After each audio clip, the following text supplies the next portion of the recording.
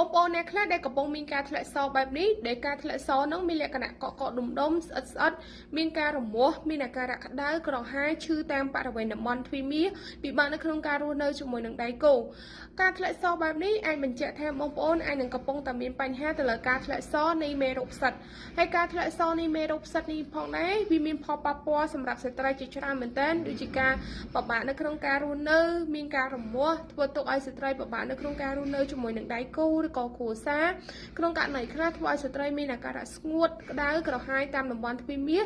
និងពិសេសជាងគេប្រឈមទៅលើបញ្ហារលាកនៅតំបន់ទ្វីមាសតែម្ដងអញ្ចឹងបើសិនជាស្ត្រីសង្កេតមើលថាខ្លួនឯងមានការធ្លាក់សបែបនេះហើយបញ្ជាក់ថាបងប្អូនអាចនឹងកំពុងមានការធ្លាក់សដែលឆ្លងឡើងដោយមេរោគផ្សិតអញ្ចឹងព្យាយាមរក្សាអនាម័យនិងក្នុងការព្យាយាមទៅលើថែទាំទ្វីមាសហើយនឹងការព្យាបាលឲ្យបានត្រឹមត្រូវដើម្បីដោះស្រាយទៅលើបញ្ហាមេរោគផ្សិតទ្វីមាសនេះ